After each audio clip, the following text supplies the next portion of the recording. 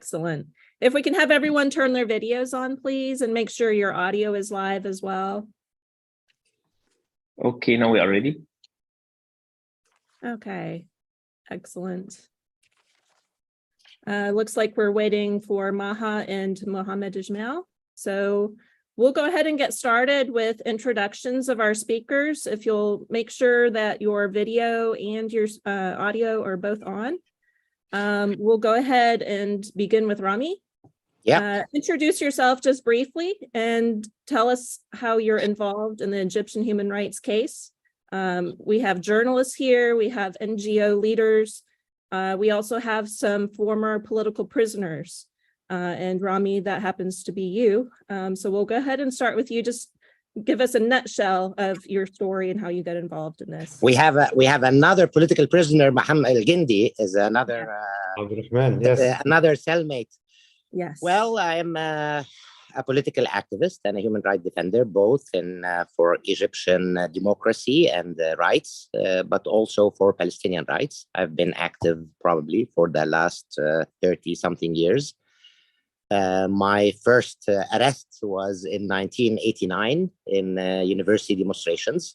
So yeah, I have a history of disliking from Egyptian security, where I insist on my right for expressing myself openly, which they don't accept. Things definitely got much worse under this current regime and after the revolution in 2011. And since then, there's been major hampering on all activists, in which I was one of them. I was arrested arbitrarily without a case, without a charge, and I was kept in detention for 2.5 years, including 2 forced disappearances, and then stripped out of my nationality and deported outside the country. So I'm now in France and still active for democracy and for human rights in Egypt, as always. Thank you, Rami. Good to see you again. Thank you. We'll move on to Abdul Rahman. Yes. Hello. Go ahead and share with us your story, just in 2 to 3 minutes, please. Sure. So this is Abdurrahman al-Gindi. I was a former Egyptian political prisoner too. I spent 6 years and 3 months in prison between 2013 and 2020. When I got released, I began writing in prison and publishing my stuff with Mada Masr. And then when I got released, I started writing more and more professionally. And now I'm in the United States. I'm doing an MFA in creative writing at the University of Pittsburgh, where I'm writing a memoir about my experience and also engage in advocacy work just to free Egyptian political prisoners, try to just platform their stories, make those stories heard here between people who don't really know about them and possibly push for their release. Yeah, thank you. Thank you. Dina? Hi, everyone. My name is Dina Sadiq, and I'm a Middle East Research Fellow at the Digital Forensics Research Lab at the Atlantic Council, where we conduct open source research to identify, expose, and explain disinformation and document human rights abuses. Happy to be with everyone here. Thank you. Amir? Hi, my name is Amr Wakib. I'm an Egyptian actor, producer, and a wannabe director. I have been active on the Egyptian streets in January 2011 revolution. I've been since advocating for human rights and democracy in Egypt, and that has brought me a lot of trouble in my career, as well as the inability to go back to Egypt, because I've been court-martialed in absentia and sentenced to 8 years in prison for insulting state institutions and publishing fake news as the charges that I was told. I ever since been even more active, and I think I can see the light at the end of the tunnel soon, inshallah. Yes, we hope so very much. Yes. Albani, is that how, I'm sorry, is that how you pronounce your name? Albani? Alban. Alban. Hello, everyone. So my name is Alban. I'm a PR and advocacy consultant. I'm French, very obviously, and I'm based in France. I used to be based in the UK before. So I've been working on Egypt, only human rights, rule of law, democratization topics for the past 8 years. And I also work in on the Maghreb area. Thank you. Sarah. Hi, I'm Sarah Lee Whitson. I'm the executive director of Dawn, Democracy for the Arab World Now, and was previously the director of Human Rights Watch's Middle East and North Africa division. And I'm so happy to see Rami and Amr and Abdurrahman here with us free, and was very happy to see Solafa Magdi very recently, and Walid Shouki as well. So some good news here. Absolutely. Absolutely. Missy. Hi, I'm Missy Crutchfield with bmagazine.org. Melissa and I have been working on Egyptian human rights. Melissa Turner, your moderator, our moderator, for several years. We've been pretty much with various Egyptian human rights groups. A few, I think we've worked either virtually or live across the country. I've also been several times to Turkey and spoken on Egyptian human rights with El Shark in Istanbul.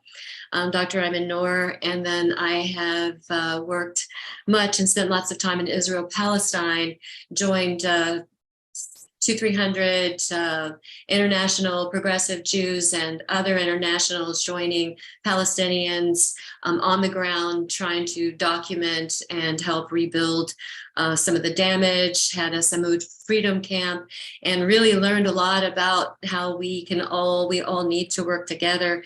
I'm also an earth and environmental justice activist in animal rights, because I believe that realizing sentient beings and protecting our planet and joining together with groups across the globe, finding commonalities so that we can increase our force, increase our voice, and join together and do something different, look at different things. Einstein said we keep doing the same thing over and over, expecting different results, is the definition for insanity. So just trying to bring a little different perspective, and very interested in sharing ideas about using the arts. So I was happy to hear Ami be an artist and actor, and Amir would like to hear more about that, because the arts are so important. For instance, Sun City, when the artists came together and said, ain't gonna play Sun City, and then later the BDS movement in Israel, Palestine. So there's a lot that we can learn, and using activists and artists and arts in new ways to share our voices and together rise. Thank you, Missy. We've had a few new faces join us. If you are a speaker, please turn on your video and audio and join us. Again, my name is Melissa Turner with bmagazine.org, and I'm honored to serve as your moderator today. We're just doing brief introductions to get started as we wait for some more folks to join us. Sarah. Hello, and it's really an honor to be here, especially with those who have been through the fire and survived and are still fighting and resisting, because you speak for so many now. I'm Sarah Flounders, and I'm a political activist for more than 50 years, mainly focused against US wars, invasions, occupations, drone strikes, targeted assassinations, and so on, because it spreads a web of repression that really impacts millions of other people. So that has been the focus of my work, mainly in activist demonstrations, and about 10 books on the impact of US wars, and so on. And it really is an honor to be here, speaking with, as I say, those who have been in the front line of this fight. Thank you. Thank you. Sarah. Maha. Thank you very much. Sorry, I'm a little late. I had a bit of trouble getting in. It's a pleasure to be with you. I am the head of the Egyptian Revolutionary Council, an organization that has existed since 2014 that's opposed to the military coup in Egypt. Our message is one that is directed to the inside as well as to the outside. We are opposed to any kind of military order or authoritarian order in the region, but our focus is primarily on Egypt since 2013. And we obviously advocate outside in Europe in relation to what's happening inside. We meet with policymakers, we're active at a grassroots level, and we are engaged wherever and whenever we can in order to expose what I believe are crimes that are being committed daily in Egypt. I myself have had a verdict of 15 years passed against me for creating a bad image, as they put it, of Egypt abroad. So I have been charged in one of the main cases, which involves some leading figures inside and outside, some already in prison for 15 years. So obviously the company that I'm with today, many have suffered in prison, and I'm lucky to have been abroad. But at least the advantage of that is that we try to get our voice heard. Thank you. Absolutely. And Mohammed just joined us. Yes. Please intro Yes. yourself. Hey, Melissa, I'm so sorry. You guys can hear me very well or no? Yes. Okay, I'm so sorry I came late. My name is, first of all, I'm so happy to be around you guys, human rights stars. My name is Mohammed Ismail. I'm the coordinator for Egyptians Abroad for Democracy. I'm an MBA. I have my own business in the jewelry. I get involved in human rights because of the massacre that took place in Rabaa, the military coup. So I have decided not to take my freedom and democracy for granted. I'm an Egyptian American citizen. I've been living in the United States since 1996. Human rights for me is not, I don't do the job for living. I have my expertise in jewelry, as I said, and marketing and business. So I'm doing this, as I said, to help others, to help prisoners, to make sure that the people in Egypt, their voice will be heard. We can use our dual citizenship as Americans. If I can talk to the Congress member, the decision makers, talk to the White House, and even we go to Europe and talk to the European Union parliament members, and we have too many common works. Remember, Melissa, which we did at the Congress before. We did some work with the administration as well.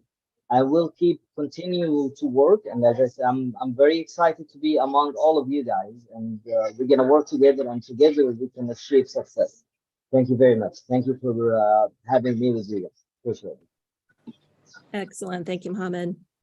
So with all of our intros now finished, welcome to Behind the Dialogue, Confronting Egypt's Escalating Human Rights Crisis. We want to say thank you to the sponsors of today's webinar, Arab Organization for Human Rights in UK, Egyptians Abroad for Democracy Worldwide, Mohammed's organization, as well as bmagazine.org, co-founder and co-editor Missy Crutchfield and myself. We're both very proud and honored to be a part of this event today.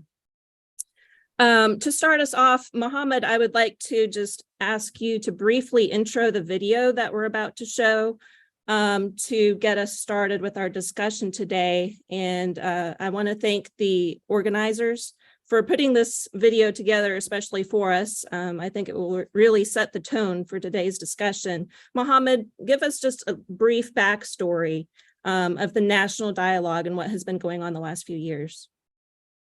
All right.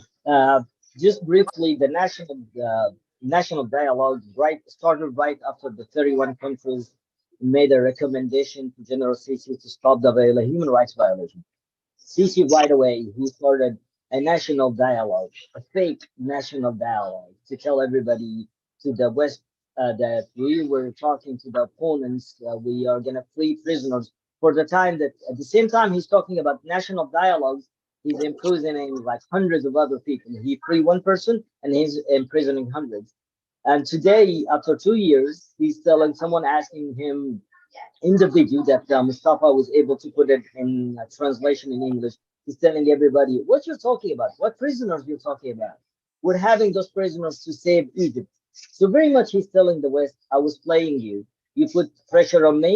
I was able to get some of the fake opponents to be able to talk about national dialogue. There is nothing called national dialogue.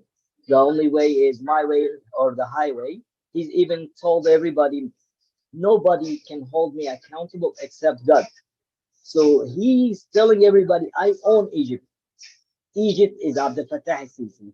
Nobody can hold me accountable for any prisoners, for any incident. And unfortunately, the international community is part of that. They know all of that, and they still give him the okay for the green light for doing what he's doing because they don't want to hold him accountable. They think that he's holding stability, he's protecting Suez Canal, and it's not happening. The best way, Melissa, to have stability and peace in the region is to support the choice of the people. Unfortunately, when I go to the Congress members and I talk to them, I tell them, you know, the people of Egypt, they're holding you accountable. They think you're part of Sisi's regime because you know what's going on. You're giving him $1.3 billion every year. He's killing the people. So you are on the same side or same side of Abdel Fattah al-Sisi. When a man see his wife being raped, when a man see his son being killed in Rabaa or Nahda or name it, Muhammad Mahmoud or others, they're holding you accountable. So I tell them the best way to build bridges of peace is support the people of Egypt, the choice of people of Egypt. So again, I'm telling everybody we can use our presence in the United States and Europe and put our pressure on them for the mutual interest. We can stop the voting. We can tell them this way or that way. So we have a lot of things that we can do together, Melissa, and everybody in this room here today. That's briefly it about the video. Thank you very much. Thank you for covering that for us, Mohammed. So we have this video clip. Mustafa, are you playing that or is someone else?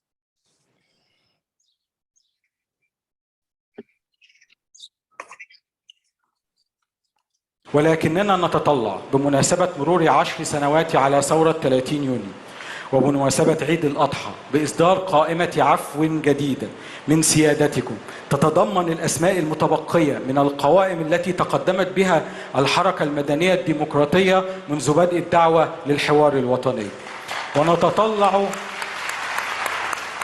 ونتطلع بعدها لإغلاق الملف نهائيا كمخرج من مخرجات الحوار الوطني يشمل إعادة النظر في كافة القوانين المتعلقة بالحريات التي صدرت أثناء مواجهة الدولة للحرب على الإرهاب.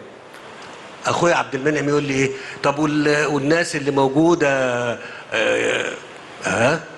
ده إنقاذ وطن. ده إيه؟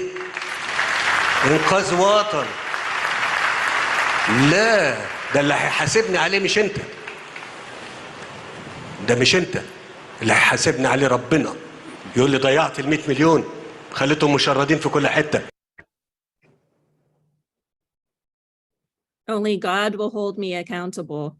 The first time I watched that video, I just had a visceral reaction to it. You know, this is probably one of the first times that I've seen, maybe someone else has seen other dialogue where there's this face-off between good and evil, between the right side of history and this Egyptian military regime that is basically justifying what they're doing now, saying they're protecting the freedom of Egypt by holding these political prisoners. To start us off, I would like to speak with Rami and Amir and Abdel Rahman, sorry, about your feelings about this video as former political prisoners in Egypt. What are your reactions? Well, Melissa, for us, we have gotten used to the dictator and his whims and his inaccountability. And this is part of his inaccountability. I mean, the guy doesn't even necessarily believe in what he's saying. He's just saying that nobody is allowed to hold me accountable for my crimes, that I do whatever I want. And that does not only go for him. There is another very famous video where he talked about immunity for all officers. So officers have green line to torture, abuse, violate people in every way with complete immunity. So this what we've been facing under military regime for the last 10 years. When I was in prison, one day President Macron mentioned my name as one that should be released. They, in the second day, came and destroyed my room to punish me for having international support. I didn't care. 2 weeks later, they called me into the security office, and where an officer looked at me and said, Rami, do you believe the European cares about human rights? And I said, well, if you mean governments, probably they care more about economic benefits rather than human rights.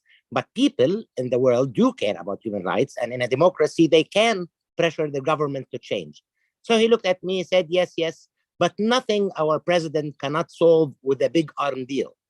So he realizes that he's immune because of the favors his presidents give away. Even a small officer in prison realizes his immunity based on the action of his president. His calling for that God will hold him accountable is local consumption. But in reality, he realizes he's immune. He realizes that he's doing strategic and economic favors to the world, and that keeps him in charge and keeps him abusing Egyptians the way he wants.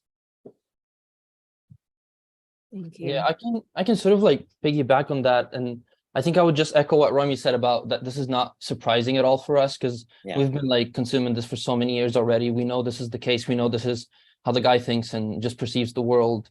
I think the problem is it's a really important point that Rami brought up, that Egypt has this like double narrative that they're always playing on. They have the local narrative in which the guy's like immune. He only answers to God. He doesn't fear anyone in the world. Like we're against any like foreign whatever interference. But then there's like the international narrative, and it's completely different. It's more tame, and it's just about like how they're trying to, you know, do the dialogue, and it's that theatrical performance that they're always trying to perpetuate in international arenas and all international conferences and everywhere he visits and talks to diplomats and so on. And I think it's really important. What we do is kind of expose the hidden narrative that's in there, and just like, I don't know, merge those narratives somehow by platforming stories like this, by like you did, by translating these things. These things are not seen by the folks that when the Egyptian ambassador goes to Capitol Hill and does his rounds and talks about what's happening in the national dialogue, they don't show them those videos. I think it falls on us to kind of make these things known and kind of just keep disrupting their narrative. I think it all comes down to narrative, to be honest. Yeah. Very good point. Amir? Well, I'm not sure I can add much about what has been said by Abdel Fattah al-Sisi, except that he has been constantly trying effectively to portray an image of his own people as vulgar, as monsters, as an extreme danger to the security of Western interest in the region, as an extreme danger to the security of Israel. And I think he has managed to create that image very well through his narrative, his rhetoric, as well as his policies. I mean, I've read a report, I think Pomid had prepared that report about the terrorism and how it is incubated in Egyptian prisons. And when you finish the report, you realize, or you are under the impression that they are actually deliberately generating desperate people so that these desperate people would actually be released in the society to create that image that he is trying to promote, the image of the monstrous population of Egypt, when it is the same people that in 2011, when the police completely disappeared, the crime rate completely almost disappeared because the people were actually guarding the country at the moment. So I think this is where the West needs to understand that this man is a complete liar. He is complacent in making the Egyptian people become desperate enough to clutch at any straw. And he has an extremely successful communication machine with the West that comes from his purchase of weapons and from his promoting this image about his own people. I personally think Abdel Fattah al-Sisi is the biggest traitor to Egyptian people. Yes, thank you. Is Sarah Whitson with us? She might have stepped out for a second. May I come in here to just I just add put something? the video off to watch the videos. Oh.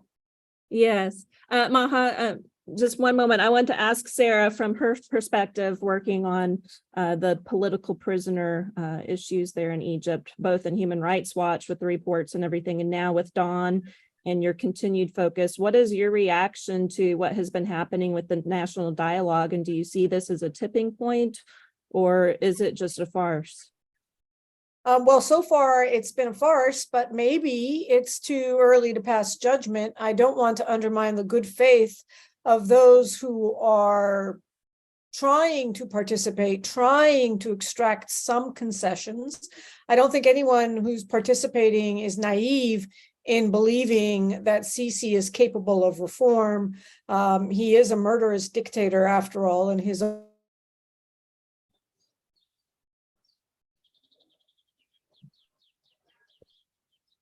release of some detainees, it's better than nothing. I think the main emphasis from our perspective outside is we should be careful not to allow this to be used to whitewash the regime as a reformist regime.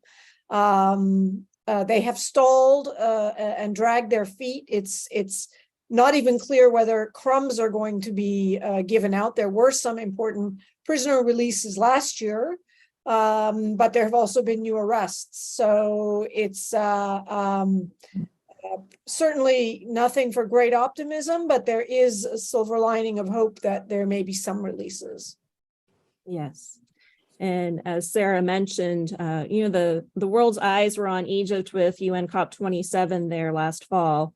In many ways, many of us were disappointed to see it being held there and in some way condoning what's happening in Egypt. But at the same time, it also brought to light the human rights issues that are there. We saw it covered in the international media like never before.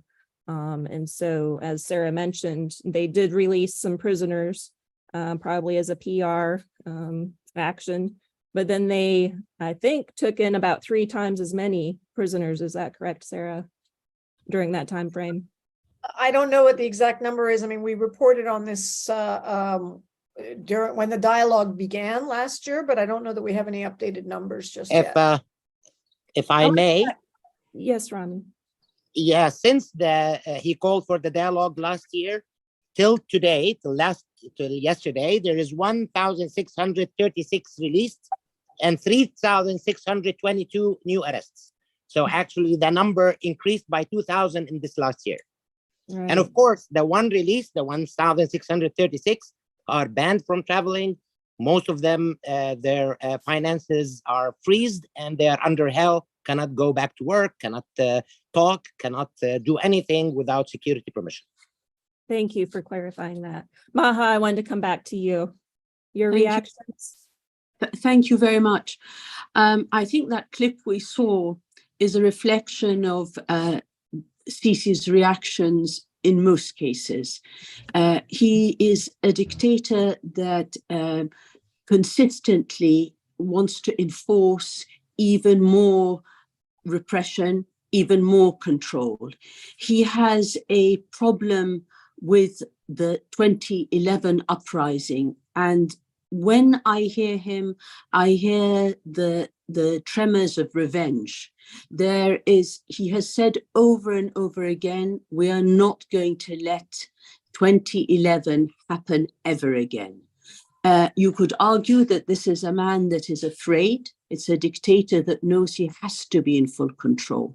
I think the danger is that when he puts forward things like the national dialogue or the human rights strategy, some may think there might be a silver lining to it, but in reality, it's a cover-up. It's something he presents those who criticize him in the West for, and also makes life a bit easier for his partners, whether they be the United States or European Union countries, who whisper in his ear and tell him he's got to clean up his act. So he presents these different dialogues and initiatives. But as we just heard, over 1,000 are out of prison, and we of course welcome all releases. And then he arrests over 3 times perhaps the number again. This is an ongoing strategy. I don't think that these dialogues will actually lead us anywhere.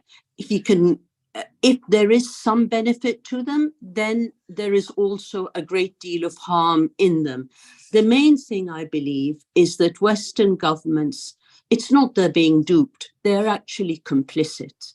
They know exactly what's happening. They want cosmetic changes that may help them engage with Sisi and make the regime look somewhat better, because he has been so exposed by human rights organizations outside, and they know that he needs to clean up his act somewhat.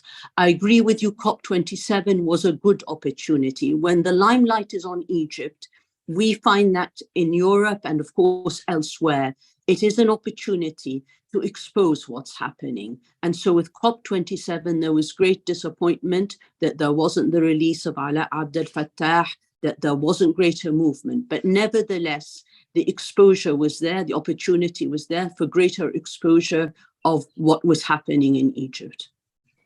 Thank you, Maha. Can Sarah I say something? Flounders. I'm sorry. Can I say one quick comment? Okay, just as simple as that. Like if he means a serious dialogue, I would first release some of the really political prisoners that I know they are innocent, but why he has to talk about the national dialogue before presenting or showing a good faith? So it's just simple as that. That's why I'd like to tell Sarah Whitson, I believe, personally, that everybody was involved with that national dialogue, either naive or he's I'm not a believer in conspiracy theory, but I would say it's part of Sisi's regime, because he's already arresting like thousands every day. We have more than 100,000 prisoners. I'm talking about not official numbers. Official number is 65,000. So and now the same thing I'm saying for whoever is trying to be part of the election. It is the same naivety. If you're going to be thinking that Sisi have an election, you're either naive or part of the regime that you want to make him look good towards the West. Just I wanted to add that comment. Thank you very much, Vanessa, for allowing me. Thank you, Mohammed. I wanted to come back to Sarah Flounders. We've been working on events like this for nearly a decade now, from the Carter Center in Atlanta so long ago, to many workshops and conferences in New York City. From your perspective at the International Action Center, do you see a moment of breakthrough coming for this work? Do you see a tipping point? What is your reaction? Well, I don't have a crystal ball. I don't think any of us know when there'll be a tipping point. But I think we do know, even if it's a creation of a completely phony dialogue, that is a reflection of international pressure, and that our voices are more powerful than they will ever admit. Part of their role is to always act like we matter not at all, not like a fly. And yet, that is what is pressing, even pressure coming from the major powers. They themselves realize this is a weak regime that is strictly built on military repression, not on popular support. not on the enormous uprising for democracy, for human rights that existed in Egypt. That has been absolutely squashed and yet not forgotten. And that's what's most important in, I think, in your work, in all of our work, that we have an obligation to amplify the Egyptian demand for human rights and to defend and speak for those who are imprisoned, who can't speak out, and again to denounce US military aid to the Sisi dictatorship, to denounce every form of complicity with this regime. That does add up, as we've seen again and again in other examples, and it will make an impact here. Now, 10 years, that's a long time, a very long time, especially for those imprisoned and for their families. But there is an accumulated power. And also the world is changing so rapidly now that Sisi and his whole illegal cabal is on increasingly shaky ground. And so the ability of people to communicate with each other and to make their voice heard, that's important. The accumulated petitions, actions, meetings like this, exchanges. One thing also that could be helpful to give a wider view and perspective is to combine with the many other forces campaigning for human rights and against dictatorships. And that includes also here in the US, with the largest prison population in the world, well over 2 million, to not forget that in the equation, that there's a reason for US military aid and complicity, real assistance to the dictatorship in Egypt. And it's because of what exists right here. Actually, the largest use of torture and solitary confinement is right here in the US. So I think linking struggles together, making sure that the voice of Egyptians are heard in many social issues in the US today can be helpful. And that's also true in Europe. It's true around the world. Being part of these other discussions can make sure that people don't forget the struggle in Egypt and don't forget the heroism of those who are still imprisoned, or those who've been released and now speak out. So that's an important part of it. Anyway, that's sort of there's no easy answer to this, unfortunately. But I think seeing it as a whole picture can help perspective. Yes. Thank you, Sarah. And Missy, that's something that you speak on very often as well, is that intersectionality of issues. You're a very passionate activist in human rights and animal rights and environmentalism. Why is it so important to broaden this circle that we bring together like this every now and then, talking about Egyptian human rights specifically, to include new voices and new organizations, and even just American citizens? Why is it important for American people to be passionate about this issue and others? Well, absolutely. And thank you, Melissa and Sarah. Thank you. That was, yes, right on. And it's important for so many reasons. The reason I got so deeply involved in human rights was because of my passion for animal rights, which went back to the 1980s. Now, I did come from a political family. My father was a Senate Majority Leader in the state of Tennessee for like 5 decades. So civil rights, I was wired for that. But animal rights are what spoke to me, because I understood that when we can just appreciate a sentient being and a sentient being's right to live, and that all sentient beings feel pain, want to be with their children, want to experience joy. So when we can embrace that idea, it seems so simple, then we can extend that to all people, all cultures, all faiths. So for me, that brought me back in here. And then I became, just working for free Palestine, and then in that work, and I know, Melissa, you and I were at a Jewish Voice for Peace annual meeting when Angela Davis spoke, and she'd gone to Brandeis. And so when she's traveling a lot around the country, and she will always sneak in no matter where she is. And I heard her in the South here, and she was talking about civil rights and Black Lives Matter and her books and her experience now as the world and young people are really looking at what's going on because of progressives and because of politics. And, you know, we mentioned, Melissa, you mentioned why America, and Sarah, why it's so important for us, because America's got the biggest mouth right now, unfortunately, in the world. And what the world is hearing is stuff like Sisi. I mean, Trump was very much, he said, Sisi's my favorite dictator.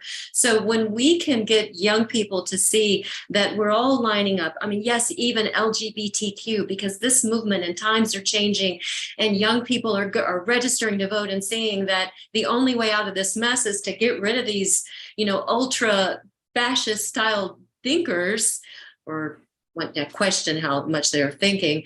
They're acting out of fear. So we have got to unite as many causes and align as many things, which is one of my favorite things to say about the vegan movement, because it intersects with mass incarceration. It intersects with bringing a healthy planet and healthy food. It looks at the way women's bodies are objectified in media, and women's rights are human rights, and so on and so forth. So when we start aligning with other groups who are a rising force in the movement for global rights for all, or for certain things, then they're like, wow, they care about me, then I'm going to care about them. And they see that these intersections, when you are working for compassion, it spills over, it bleeds into everything. So when we unite forces with others for voting blocks and registration and get artists together, like I mentioned, the Sun Cities. I was just reminded of that on someone's Facebook post recently, talking about Palestine, Israel, Palestine. And because in South Africa, that was one of the biggest things that really got global attention, all the artists. And you can think about Feed the World and what that song and that movement did for trying to, you know, bring the attention of hunger in Africa. And then you've got so many really, you know, moving spoken word in Palestine. But the Palestine, Free Palestine movement and Egypt, this is very close. And if we could get young people, I know we spoke with some students for justice in Palestine. I said, why can't we get, and I don't know if Dr. Maha was with us at the Harvard Law School when we all spoke together, but I know we've spoken together in Istanbul. And I just so grateful for you, Dr. Maha, and all the work that you've done. And thank you. It's an honor to be here with all of you. But we were talking about, I mentioned that we need a student justice for Egypt, SJE, together with SJP, and look at what alliances, look at what we can, you know, do to bring together these voices. I know I was emailed to share something about social media. Yes, social media is so important because we have to normalize compassion. We have to normalize, you know, people working together for freedom and democracy. And Cece likes to throw the word freedom around. They're jeopardizing our freedom. No, these people, all of you and others who are speaking out for real freedom, are jeopardizing his version of fascism or his version of privilege. So the more that we can tell the story, I know the story about Tahrir Square, the square was so powerful, but we need more arts, music, illustrations, creative illustrations, and the art is so important, because no matter what language or what culture, when you present something through an art form, everyone can feel it, and then they can experience it and integrate it, and all of a sudden, you know, we start moving together. That's the power of the arts. I do want to end with one thing that I'm just going to throw this out here, and we need to be thinking about this, and especially talking to the young people about this as well, that we have a growing threat with ChatGPT. There's a lot of talk about the shadow side. I know Bill Gates shut down his because the thing was telling him to do, you know, so I think that there was a New York Times author that was interviewed recently on NPR, and he was talking about that one of the dangers of this. Now they're all saying, "Oh, this probably won't happen," but think about it. One of the dangers is that the AI, artificial intelligence, could be, because of where it's been developed and who has developed it, here, mostly white, patriarchal people that think like Trump, perhaps.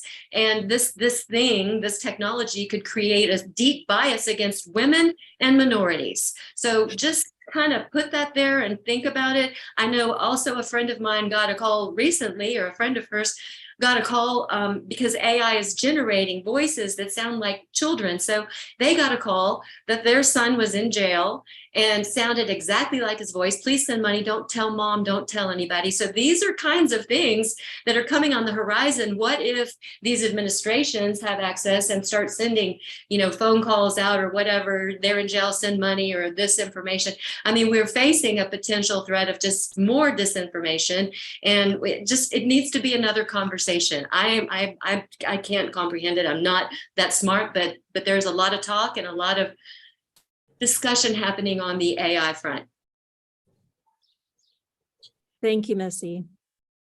Definitely need to be talking about these things. And Dina, I'd like for you, from your perspective, to speak about the technology, about the communications, about the messages that are being put out about Egypt and human rights. What can we do as activists, academians, NGOs, to make sure that the right message is getting out there so that we can drive the momentum forward on this important work? Thank you, Melissa. So I'm going to speak a little bit about some of the findings that we have had at the DFR lab when looking at the digital environment in Egypt, when we see narratives online tackling human rights in particular. And I have three main findings to highlight to the group here, is that we have found evidence of inauthentic coordinated behavior from suspicious pro-government Twitter accounts attempting to construct face perception of widespread support for the government. Now, why that is important, why that's relevant to human rights, is because these groups of Twitter accounts that we have found have large numbers of followers with high post rates containing pro-government and pro-security forces hashtags and associated content, and most of those accounts seems to exist primarily to post such content that's pro-government content, as well as amplify other messages by other accounts that are part of these groups. Our research tracking these accounts since the beginning of 2023, we at least tracked 4 different pro-government hashtags that suggest that there's an attempt to exploit trending topics on Twitter to promote pro-government narratives and construct false perception of widespread support to the government, and this is also evidence that most of the activities that are coming from this networks are retweets and quote tweets rather than original tweets from a few original suspicious accounts. The second thing that I will highlight to the group is that there's coordinated online malicious attacks with disinformation and smear campaigns against fact checkers and human rights defenders, and this is happening quite regularly. Some of the research that we have done found targeted attacks at fact-checking groups like Sahih Masr, and attacks at human rights defenders like the late George Ishaq, and we are tracking other attacks against other human rights defenders where it's clear that they're trying to create messages to discredit them and make the average Egyptian suspicious of those human rights defenders, which creates suspicions about the overall messages about human rights in Egypt. The third thing that I want to highlight, which it's to me at least is the most fascinating part of it, is there's a promotion of pro-government narratives and propaganda in reaction to certain events. So what we have found is that there are certain newsworthy events that these suspicious networks and that we have been following are taking advantage of to build pro-government narratives and attract more audience to this. I will give an example to this. There's a trending hashtag for a period of 2 weeks. It's Masr Tad'am Huquq al-Insan, Egypt supports human rights. And it was initiated by a Twitter account that seems to be leading the suspicious Twitter account network. And we found out after research that this came as a result of President Sisi deciding to release 85 debtors ahead of Ramadan and providing their families with financial aid, and following the Ministry of Interior's announcements on the same day, replacing 15 prisons with correctional and rehabilitation centers. We found that tweets amplifying this hashtag praising El-Sisi as a reformer for releasing debtors and improving human rights in Egypt.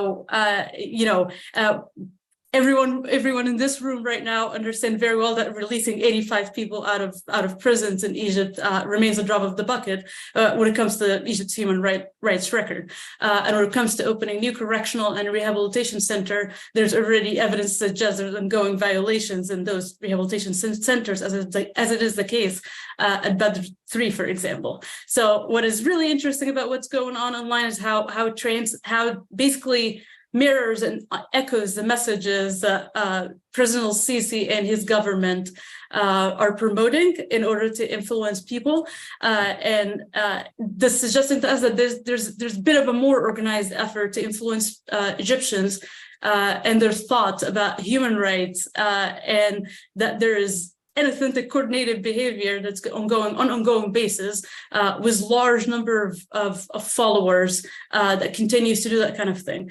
Another thing I will say is that it takes significant time of effort to identify and track and expose even 3-5 accounts that are engaging in that type of thing. So it makes it very difficult to even wrap our head around the amount of misinformation and disinformation and spear campaigns that exist out there. I'm sure Abdurrahman and Rami and Amr have been, have faced some of that because that's very common. If you're Egyptian active on Twitter enough, you will face that kind of thing from those accounts.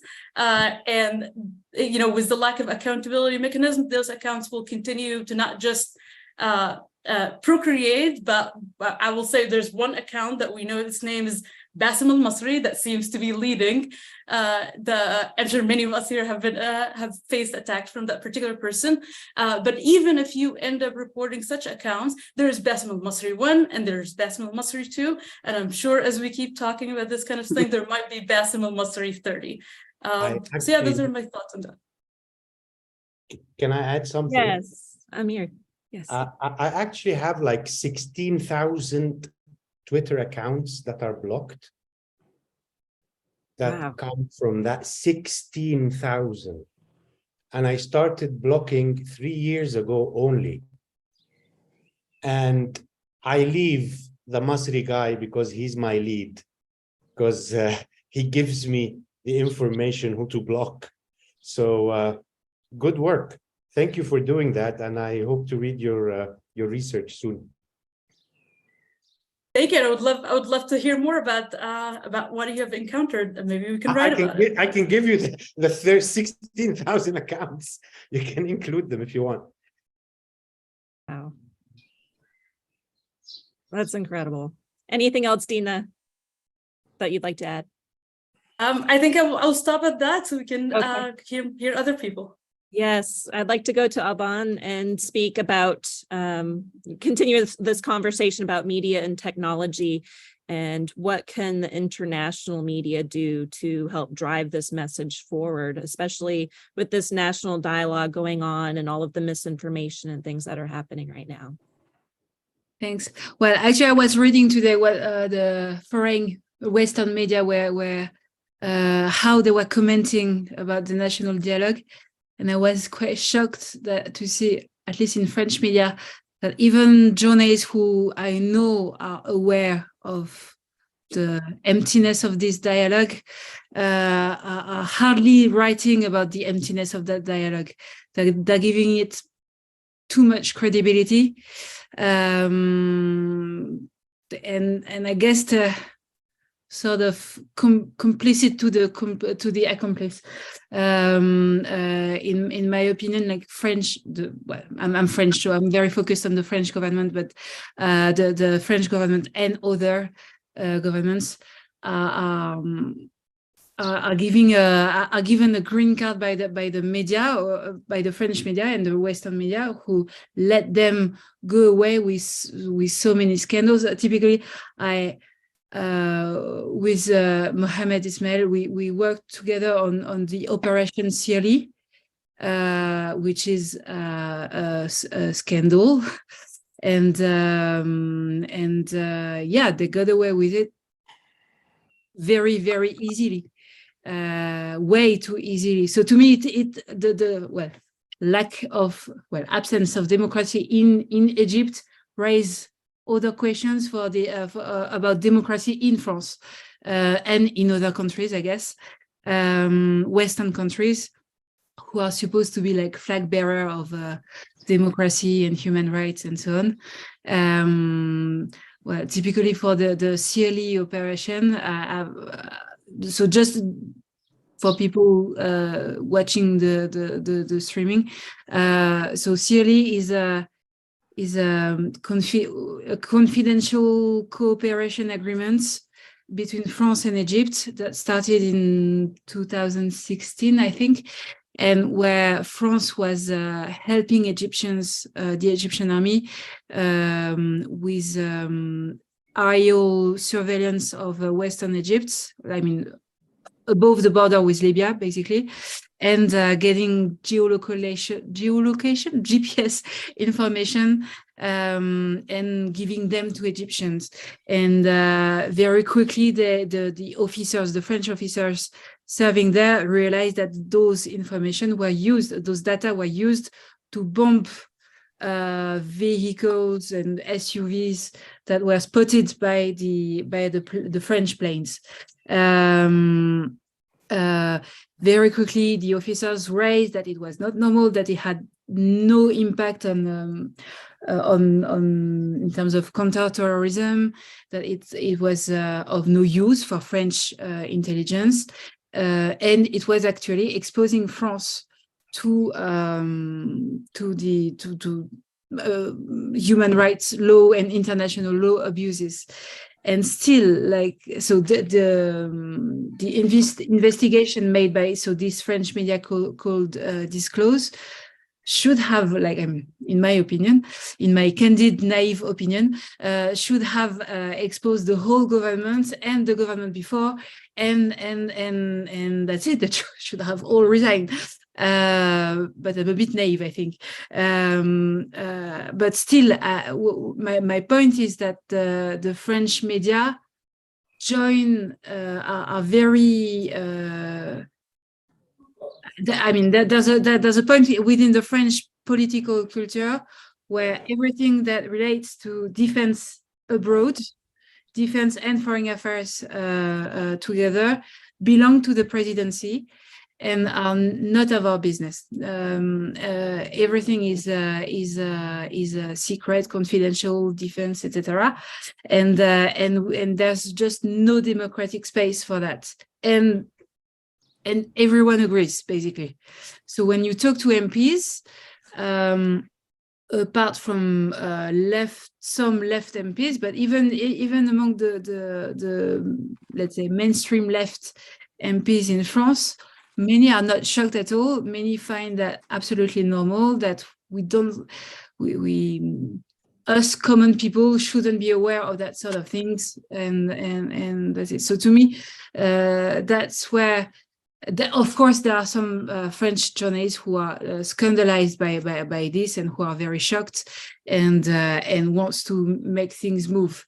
But it is very, very, very difficult to change both the culture, and also you're facing the whole wall of the intelligence services in France, who are quite scary as well, and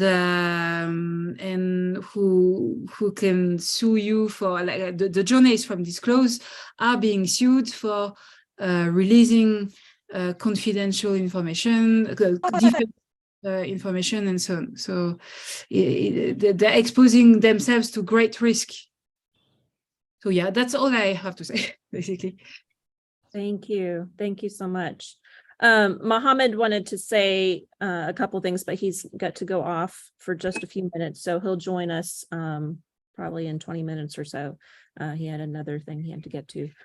Sarah, in the meantime, I wanted to ask you about the letter that came in to Dawn and to Mohammed at Egyptians Abroad for Democracy as well.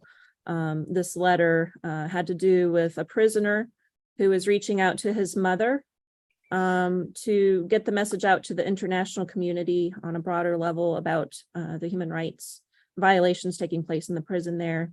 Can you tell us a little bit about this letter and then what happened to his mother following her receipt of that letter?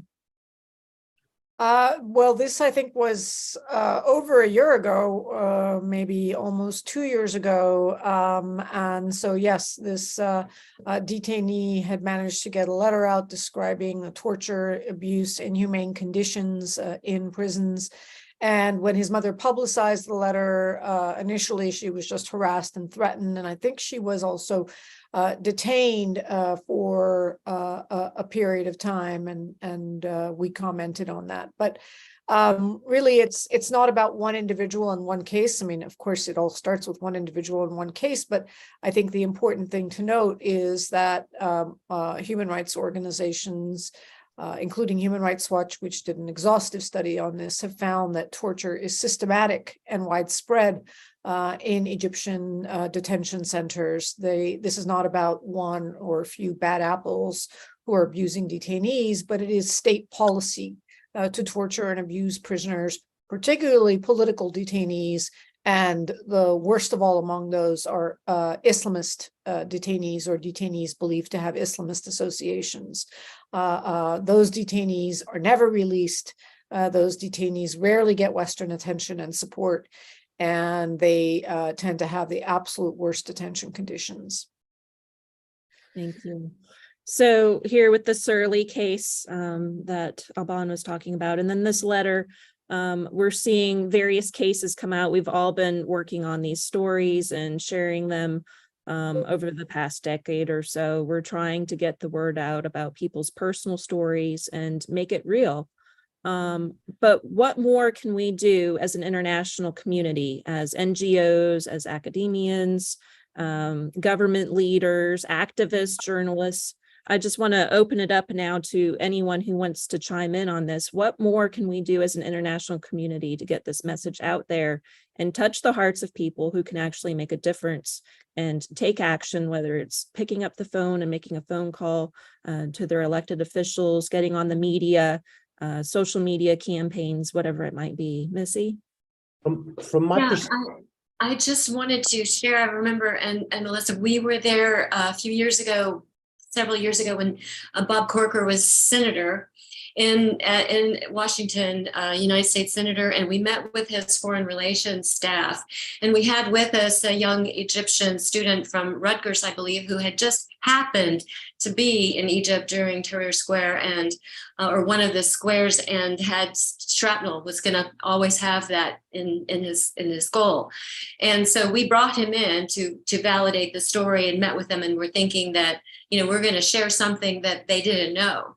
But they said, we understand this and we believe you, and we basically agree that this is what's happening, but it's on you to tell the story. It's on you to get the story to the media, so the media will then tell it to the public, and then maybe we'll think about moving, which is so counter to what you would want to believe, that your democratically elected representatives are not going to do anything once they're there. They're going to wait for you to continue to do everything so that you put the pressure on them. But it makes sense now in the craziness of what's going on in our world, and certainly in the United States or in Egypt. And so it's on us. I know I have recently had a campaign to put a billboard out for an animal rights issue that says there's nothing humane that happens in a slaughterhouse. It was inspired by a lot of stuff, the People for the Ethical Treatment of Animals, because they started, they're really creative. So you can look at these other campaigns and see what's working and how creative, not only look at how we can align together, which would be really smart, but just what's working. And they started doing their own billboards, raising money and doing their own campaigns, their own commercials, their own buying their media on social, not just And it's very good when we all go out and speak, because maybe that gets a little bit of news. But what we're going to have to do now is step it up also, and buy media and place media, and then have these events. And it's going to be on us to raise this to the attention of the public if we have to buy the stuff ourselves. Because believe me, the evil guys, the ones with all the money and the whatever, they're buying it and they're manipulating it. And so we have got to fight fire with fire, hopefully peacefully. But yeah, we've got to bring it to the attention of the world, of our officials. And then hopefully if they don't do anything, then we elect someone else. But yeah, we've got to get in their face. Amir, and then we'll have two others behind you. But from your perspective as a filmmaker. That's the disappointment I'm going to talk about. The fact that I've been outside and others have been outside I've been outside for 6 years now. I think others have been for 8 and 10 years. And there's a huge community of artists and creators that live outside of Egypt. And some of them are extremely prominent figures. I mean, you have Ala al-Aswani, for example, who is a internationally renowned novelist, as well as someone like Bilal Fadl, who's a screenwriter that has been awarded the prizes and had box office hits in Egypt. And I have been trying to make this fund to be able to produce movies and videos that tell our story, essentially fiction and not drama, and at the same time establish a news agency for the human rights activists and democracy advocates in the Middle East. And it's been very tough, and maybe if we join our forces, we can actually help something like that. I think something like that is extremely essential for the massive, intense propaganda machine that they have, because it doesn't only work on the minds of the people in Egypt, it also is somehow the generator of the narrative and the rhetoric that they use outside. So I feel that there are, or I know that there are enough creators outside that need to be managed and organized so that they can actually start working. And there are so many true stories, so many true stories. If we put Abdurrahman's story, if we put Rami's story, these are real stories that people know had happened, but they don't know the inside story. They don't know what happened behind the bars. And if we can manage to use that, I think it can mobilize a lot of public opinion outside and inside. Thank you. Abdul Rahman. Yeah, I think it's just the perfect launchpad to what I was like about to say. I've been really preoccupied since I was in prison, and also after my release, with the idea of counter narratives of history and how we kind of perpetuate and establish counter narratives. And it all began in prison. I've only been outside Egypt for less than a year here in the US right now. So I haven't spent as long, but I share that exact disappointment. Like I could like hone in on it on the very first few months. I'm like, why are not more people like working together? Why are there like no more collaborations? And for me, this began in prison when I began writing. So the first thing that kind of motivated me to start writing in prison is I would look at all those scenes we were experiencing, all those like when we were being searched, when we were being like stripped naked, when we were being shaved. And I'll be like, where do those untold stories go? Like if no one tells those stories, what happens to them? Do they just like cease to exist? Do they disappear? And that just kind of got me thinking, like someone needs to write these things down, and because no one's there like behind the bars. Like we can extend this to start from the revolution time, but specifically behind the bars, no one can tell those stories except for people that were behind the bars. And I thought that the fact that I can tell those stories, that I can write them, and I can say that in another language, that kind of brings a responsibility on me to just like be here and try to start, pushing out those counter narratives and perpetuating them. And then when I came here, I noticed something. The first thing that I came up against is I'm trying to publish my book right now. And every editor I speak to at traditional publishing house would be like, this is amazing writing, but like, I don't know if American readers care about Egypt anymore. And I've gotten over like 20 different passes that share the exact same sentiment. They're like, Egypt has faded from the news. No one wants to read about Egypt anymore. The average American reader is not really like interested. Or maybe I pitch a piece to an outlet and they'd be like, we've had our Egyptian like piece this year. Like they have a quota. It's just like an Egyptian one feature. So everyone here, I think the gatekeepers think that the readers don't care. But I think a good story is a good story, and a well-told story is a well-told story. And people are fed up with, you know, stats and numbers. If you keep telling people over and over again that there are 65,000 political prisoners in Egypt being tortured, and send them all the amazing reports that are being done, I really don't think that's going to pique anyone's interest, because everyone's just desensitized, because that's happening all over the world. Like, let's face it, most countries in the world are suffering from horrible conditions, and people are fed up with stats. But one good story, one really well-told story can do so much impact, because I think the more personal, the more universal. That's like the golden rule that I'm really working with all the time. So the thing that I'm always thinking about here now is, why don't we have this community? Like Amr said, we have an amazing like cohort of creatives that emerged with the revolution. You mentioned several names. There's also Rami Assam, and like everyone who's like singing poetry, writers. We have so many amazing people who can do so much when they come together and work together.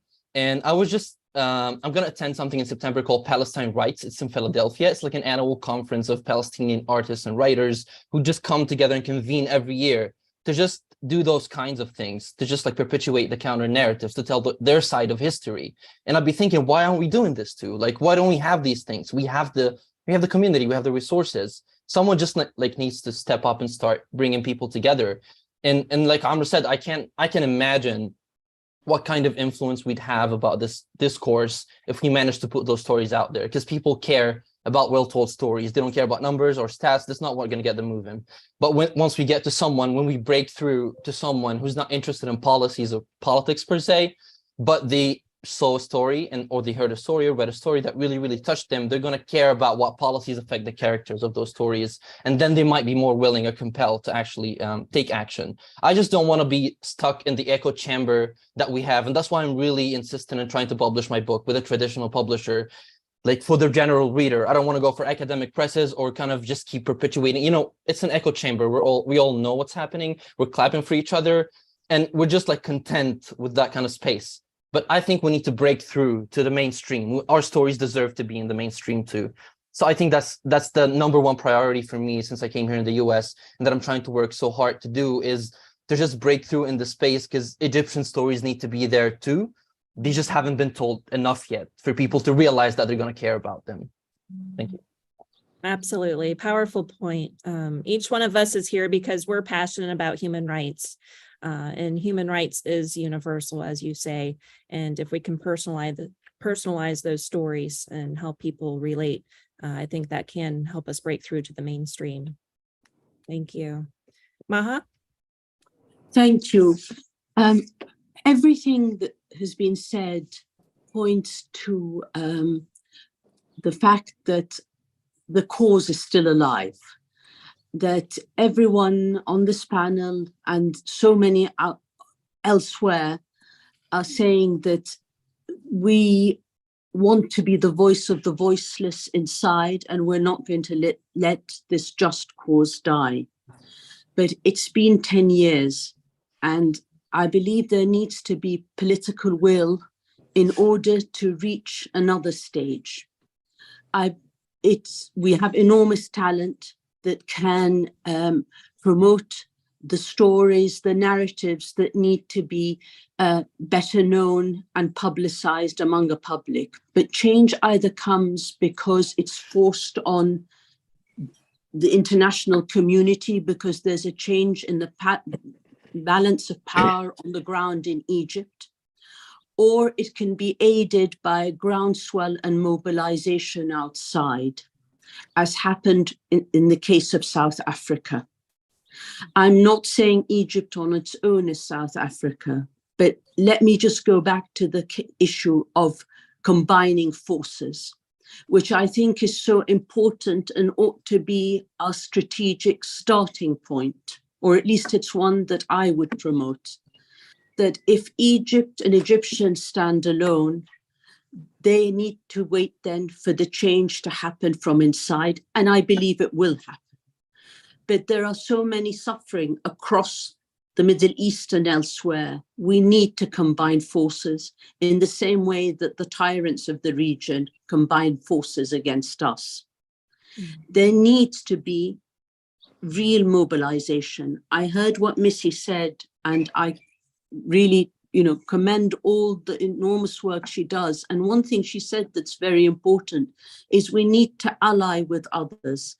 In the UK, we allied at a certain point with climate justice groups because of COP27, with anti-racism groups throughout the years of our concentrating on Egypt, with Stop the War that has stood with us. But it needs to take on a much more dynamic approach, and it needs to go beyond the borders of the UK and go towards and go to the United States. There can be mobilization on the ground, but we need to have a catch-all phrase either.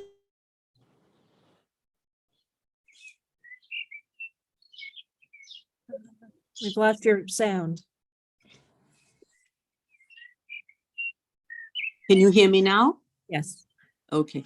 So basically what I'm saying is that there needs to be a united political platform of sorts in order to push us to the next stage. All the other work still needs to be done on the human rights front through the enormous work done by human rights organizations, through the issue of culture and arts and all that. But in order to create mobilization at a grassroots level, there needs to be the coming together of different forces under some kind of, if you like, in quotes, political umbrella, in order to create some kind of mobilization at a grassroots level outside of Egypt in the West, whether it be Europe or the United States. Otherwise, we will gain followers and sympathizers, but we can't really change the balance of power.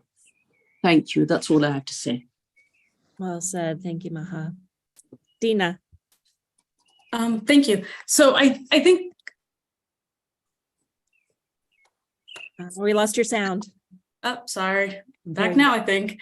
Yeah. All right. So I think since 2011, especially, I keep hearing the answer of like what the international community can do or what the tech community can do. It's always about big answers to big problems. But I think in a lot of ways, when we think about Egypt and what's happening there every day, I personally learned to be satisfied with one or two things that happen, like Abdurrahman being released. That's an amazing thing. We should get on working on the next person being released, but that's a good thing, and we should keep highlighting those specific examples. What I want to say, built on a bit on what Amr and Abdurrahman said, in trying to track some of the documented cases for people that got arrested, and you don't hear anything about it. People get dropped from the media all the time. People make it to the media because they were arrested because of a tweet or a TikTok post or something like that, and they're the big hot thing that's being reported on for a month or two, and then a year later, sometimes you don't know if that person's still in jail. Sometimes you don't know if that person is at home, and even if they're released, you don't really have a lot of information, and that's not great because we don't really keep up with what people. There's a lot of rights groups that are updating that information, but not about everyone. And the reason that is important is because I understand that there is, the reason, for example, Abdurrahman is not getting a lot of acceptance letters for his book is because there's in general global fatigue about hearing any negative stories whatsoever, whether that's about the pandemic or about a war or about political prisoners. But at the same time, that's kind of the point, because imagine being Abdurrahman in prison during that time, having the experiences that he's having at the time that he has as well. Keeping Egypt and human rights violations in the news in itself is an important thing. It doesn't have to be like, what can the international community do in terms of a silver bullet thing? Just keeping those people in our thoughts every day and in the news matters a lot, because I also think, and I wonder what Abdulrahman and Rami think about that. But I think in some ways, Egyptian security forces want the people in prison to be forgotten about it. The less that we say their name, the more they're winning this fight. And again, we can keep having the policy discussions and what are the really big things that we can do. But I think a lot of my colleagues that are involved in policy discussions know that moving the needles is pretty takes a lot, and Egypt might still be getting $1.3 billion a year in military aid for the rest of our collective for the rest of our collective lives. But all that we can do is kind of move that needle a little bit slowly on some things and keep that spotlight on, whether it's through art or regularly updating the news on what's going on to the people impacted the most by human rights violations. Thank you. Thank you, Dina. Sarah Flounders. Thank you. I really wanted to pick up on a point that Dina just made, and that is the importance of highlighting even one release, one victory. It makes a huge difference and it gives no credibility to the Sisi dictatorship. But if the only message coming through is that it is hopeless, it's 10 years or it's going into the 11, then there is a certain excitement when there's a victory, however small, a penny, a release of one prisoner. And I think that encourages others to keep on fighting, to raise the next name, absolutely true. And to know that combined voices make a difference. If you don't get any positive feedback, you stop doing what you're doing. That's just a fact in life. So getting the positive feedback, and this is true even if you're pitching a book to an editor who doesn't want to hear, but being able to say that it is changing because the people are forcing the change. And sometimes you can feel, well, that's an exaggerated point, or how realistic is that when there's so many others? But it does make a difference, because what we're about is giving people confidence to continue the fight and to know that people power is what makes the difference. So I just wanted to really second, that orientation as much as I can. Thanks. Thank you, Sarah. Yes, Maha. I didn't know how to lower my hand, but since I have the opportunity, I just wanted to draw attention, obviously, to the issue of executions, and to say that we also need to speak out before things happen. Egypt is one of the leading executioners in the world. I believe, according to the last Amnesty report, maybe third in terms of executions. And there are a number of executions on the books, and then, so to speak, that may or not be ratified in September. The issue of executions is one that's has been used by the regime to, again, revenge against particularly Islamist groups and leaders, but as also a fear-mongering device, and in order to get rid of and to weaken a particular political and social movement, namely the Brotherhood. But also the issue of executions is so grotesque, because in Egypt there is no justice system or real recourse to the rule of law. The military has used the judiciary as an arm. It's an arm of the military, essentially. And there is no such thing as a fair trial. So the issue of executions is one that we need to keep in mind, since we're talking about human rights here. The grotesque nature of how the Sisi regime uses that, and also the issue of taking action against family members of activists. This has been current now for some time, has increased. And so there is a means of trying to control activists by hitting out and imprisoning and threatening members of an activist's family. Thank you. Thank you, Maha. We're closing in on our finishing few minutes here. It's been an outstanding discussion today. Thank you everyone for participating. And in our closing thoughts, I just want to open the floor once again for you to share how we can help your organization or your project or campaign that you're currently working on right now. Or are there local activists in Egypt that you're aware of who really especially need our help right now? Just let us know how we can help you. I'll just open it to the floor.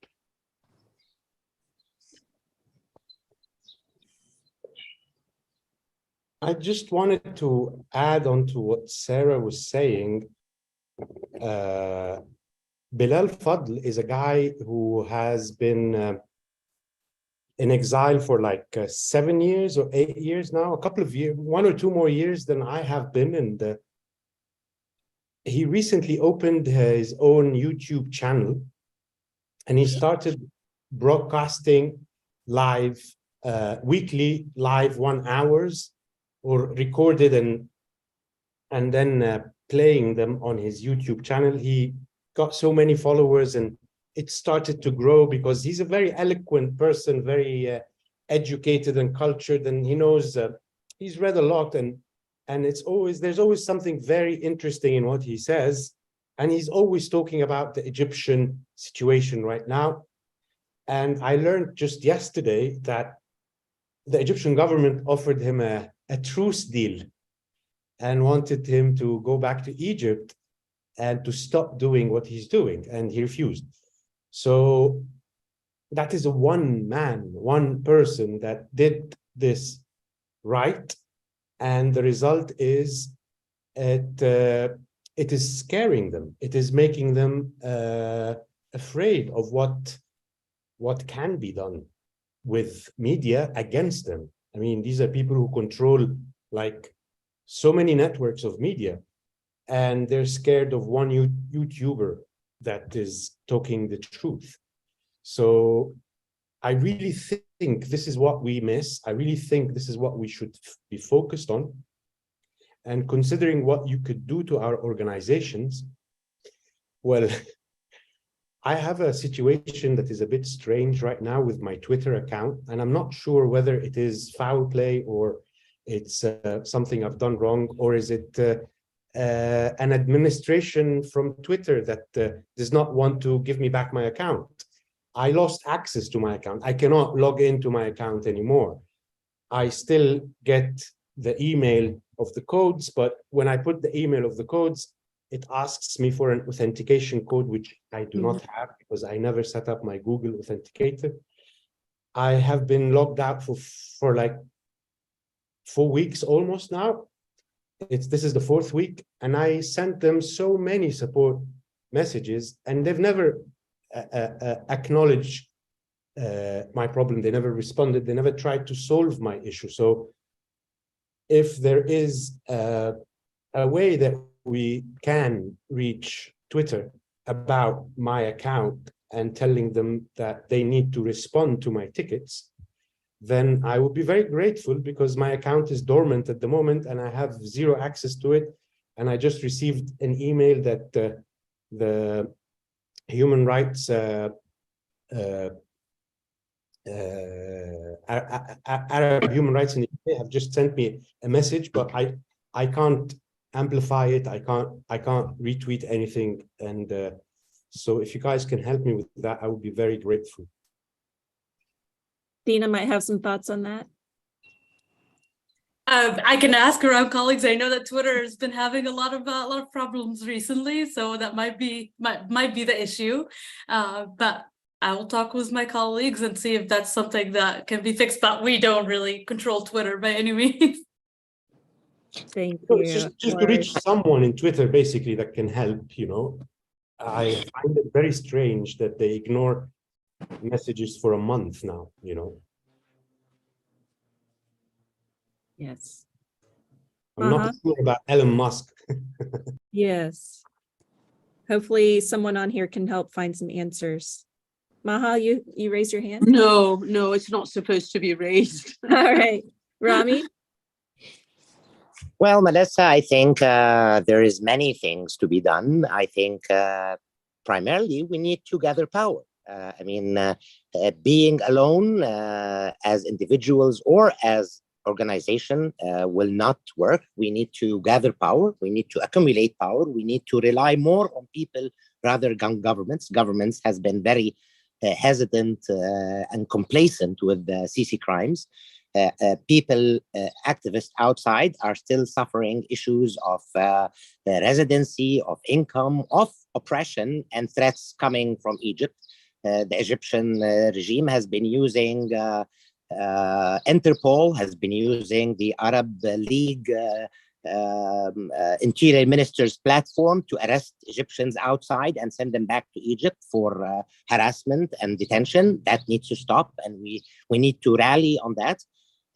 Inside, the people are suffering of all sorts. I've heard discussions today about the dialogue.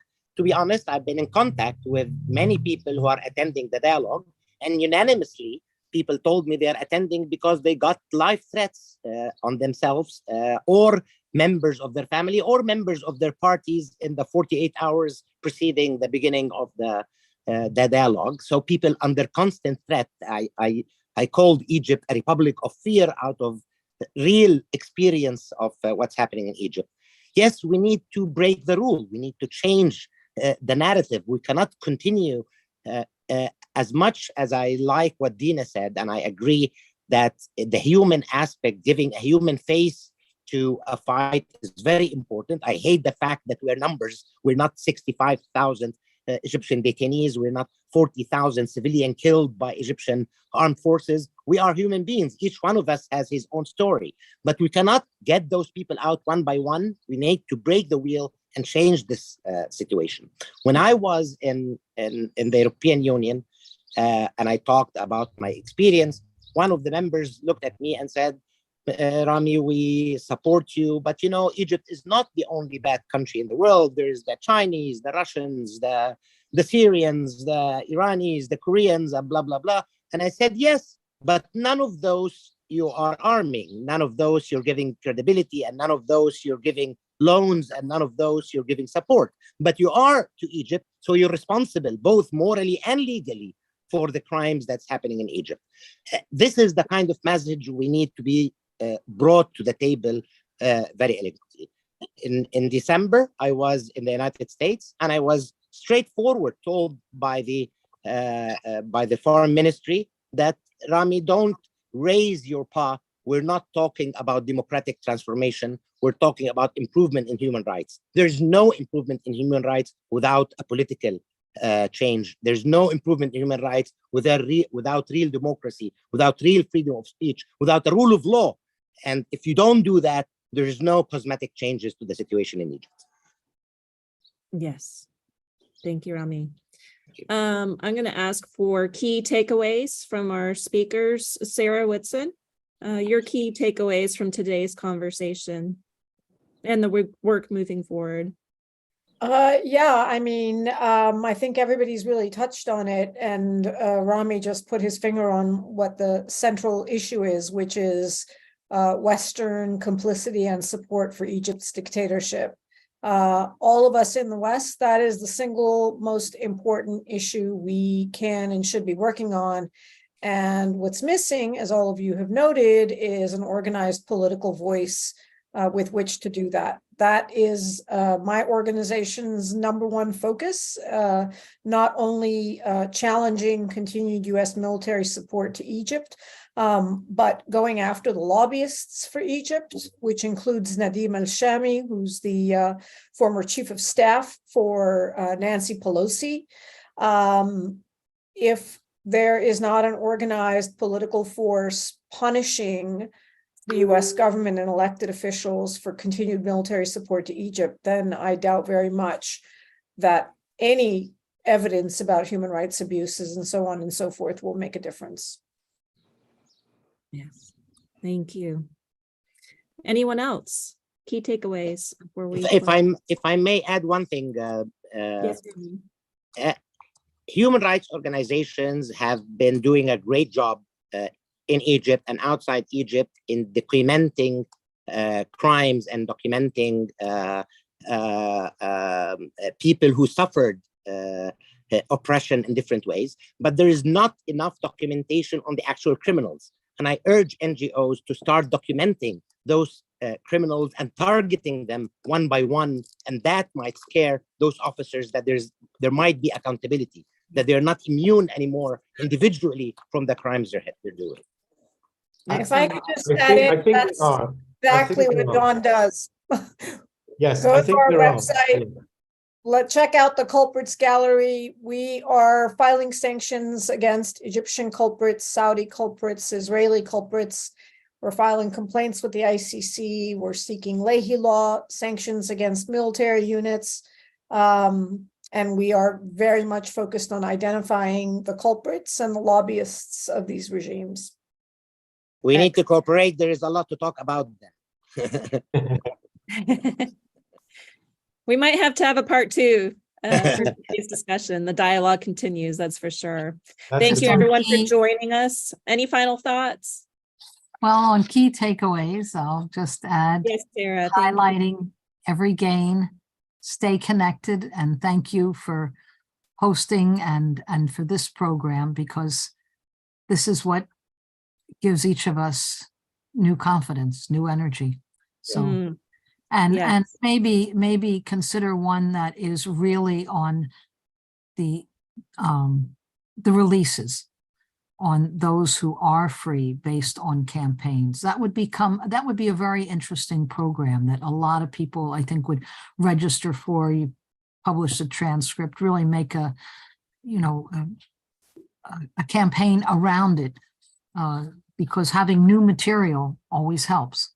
So just think about that for the future. And I do agree with highlighting their complicity, because this doesn't just happen in Egypt. It happens because it's allowed to happen. It's encouraged and paid for in billions of dollars and lives. So I'm very much for raising the complicity, but highlighting the victories, which may be small, but you've won them by real struggle.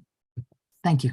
Absolutely. Absolutely. Thank you so much, everyone, for the great work you're doing. Thank you for joining us today. We want to especially give thanks to the Arab Organization for Human Rights in UK and Egyptians Abroad for Democracy Worldwide for sponsoring this event today. Stay tuned. You'll be getting follow-up on today's event and more to come. Thank you, everyone. Thank Take you. care. Thank you. Bye. Bye-bye.